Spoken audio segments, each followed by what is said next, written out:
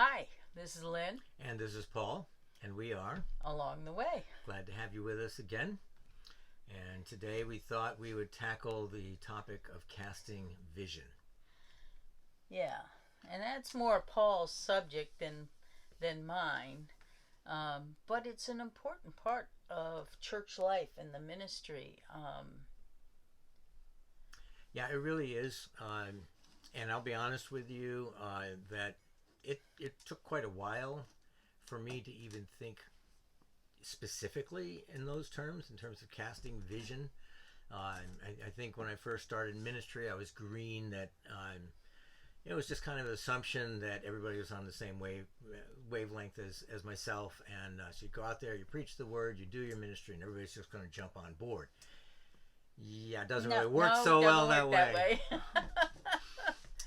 um, and if we're going to talk about this, then let's also be honest in this respect. Not all of us, including me and especially me, are entrepreneurial type people, where some of us are not sales driven type people. We don't have that natural charisma, nor the polish that you often see with highly successful ventures and things like that. Nor do you want to become a used car salesman. No, you do not, because if that's not how you're wired and gifted, and you're just trying to be that, it's going to look so tacky and superficial, and it'll turn people off, or should turn people off. I think the key to casting a vision is first asking the Lord where He wants you to go, where He wants the church to go. That's right.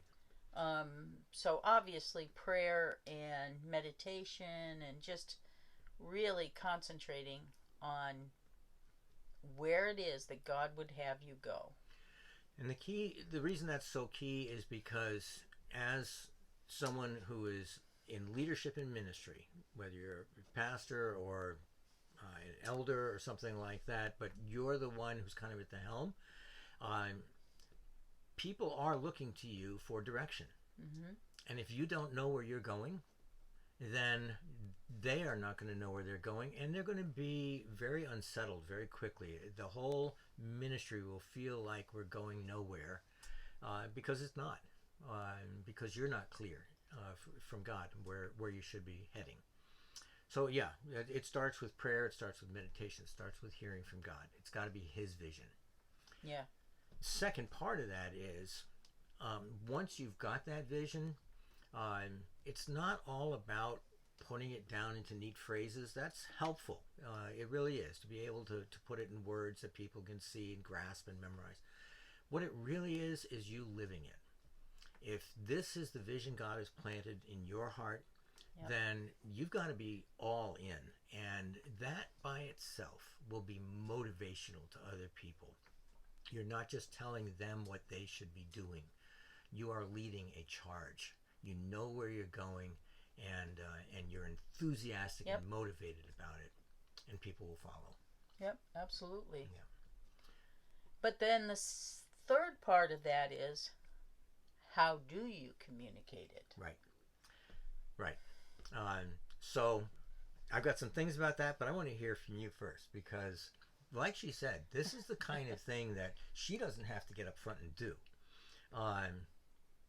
So from an observer's point of view, in part, and from the pastoral wife support side, I'd really like to hear. Well, yeah, but the pastoral wife side hears it before the congregation hears it. Hopefully. So it's not just brand new to me when you present it to the church. That's right. So the impact is a little different. It is. It is.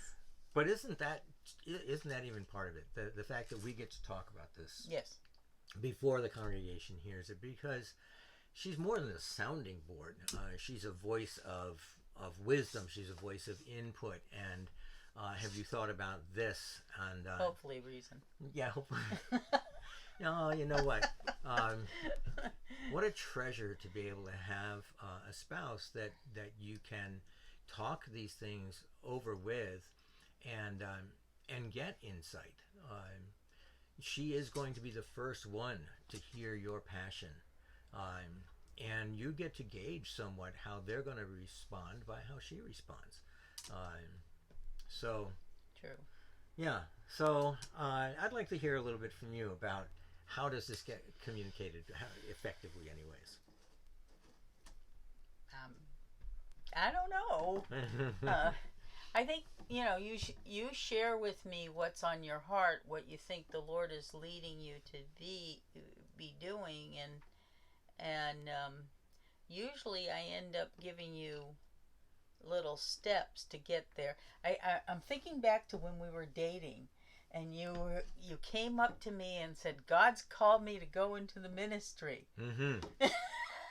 Which was true. It was true, and so I just took a breath back and said, "Okay, so that means you got to go to college, then you got to go to seminary, and then you're there thinking, oh, what? I'm."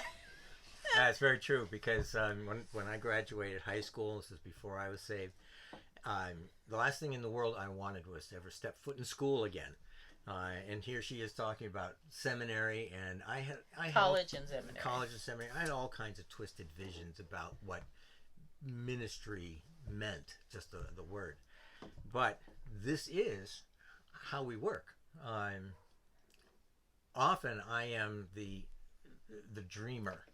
I'll see things in the big picture, and instantly she starts seeing steps, for which I'm very grateful. And I think I've actually gotten much better at putting putting steps to those dreams. You've been huge in that, helping me see the necessity of it and how to do it even. Yeah, I think that's kind of how we work. Mm-hmm. And maybe in your marriage situation, the wife is the dreamer and the husband's the one with the steps. It works differently for each couple. Right, and God can use it any which way, and He's put you together for a reason. Yeah. Well, in terms of how it gets communicated, every way possible. Whatever the vision is. Matter of fact, here's a good test. I'm actually going to be sharing this at our upcoming leadership retreat. I'm going to ask the people who attend our leadership retreat, I'm going to ask them this hypothetical question. If their pastor, if I died tomorrow, what would they say of me if asked, what was the one thing that drove him in ministry? What is the one thing he wanted to see happen more than anything else in ministry? I'm going to be asking our leadership that. I'm a little bit afraid of the question because I don't know what I'm going to get back. I know what I'd like to get back, and if that doesn't match up with what actually comes back, I might be in trouble. But whatever that response is going to be their understanding of my vision.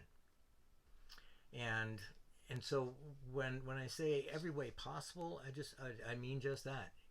One way or another, it needs to come across in how you minister to people, from board meetings to preaching, from personal interaction on a work day to a membership class, that your passion ought to come across in every aspect of your ministry one way or another. It ought to be the reason you do what you do and the reason you're calling people to follow you.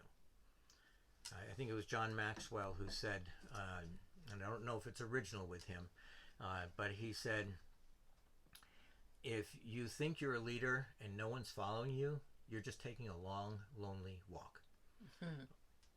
If people are following you, they're following you because they trust that you're going in a direction that they want to go into. And they ought to be able to communicate what that goal is one way or another. So yeah, communicate it every way possible, not in a forced way, but just because it's the passion that God has set a fire in your heart. Yeah. So a little bit about vision, yeah. A little bit about casting the vision and, getting your church on board with what you believe God has called you to do. Mm-hmm. And what's His purpose and for His church for the upcoming year or season, Yeah. or whatever. Mm-hmm. We often ask the church to be praying about what new ministries the Lord would have us do this coming year. Yes, we do. Because that's part of the DNA of this church and this ministry. Yeah. And it's part of the vision that God gave me here. That Well, and to keep the church growing forward rather Right. than growing inward. Yeah, that's right. Outward, not inward. That's right. Yeah, we've never been interested in creating a monolith, a big cathedral, growing up in that respect. It's always been about being more and more effective for the kingdom. And for me, the key to that has always been utilizing the spiritual gifts God has given His people in the church body. And so you've heard us say before, when someone comes to you with a dream and, Pastor, couldn't we be doing this? And if it's a legitimate idea, then I put it right back at them. And I said, I will say to them, God has given you the vision, then you should have the burden of leading this thing up. And our church will come alongside and support you and anything we can do to help you make that ministry succeed. And as a result, we have, I don't know, somewhere between 14 and 16 specific ministries right now flowing from Friendship Bible Church, most of which are not things that started with my dream, but people who are gifted in the body who had a dream. And it was along the lines of our mission to make disciples any way we can, as often as we can. Let's get out there and do it. But equipping them. And equipping them, yes. Yeah, I think that was the key. Right. Is equipping them to do the ministry. That's right. So, anyways, that's a little bit about casting the vision. And this is Lynn. And this is Paul. And we are Along the Way. I'm glad that you came with us. And we'll see you on down the road. Don't forget to like, subscribe, and pass this along. And please make a comment in the what's your vision for your church this year? And how are you carrying it out? Yeah. We'd love to hear from you. Absolutely. I'd love to see what God's doing all over the place. Yes. So again, goodbye for now. We'll be back again soon from Along the Way. Paul and Lynn. Bye-bye.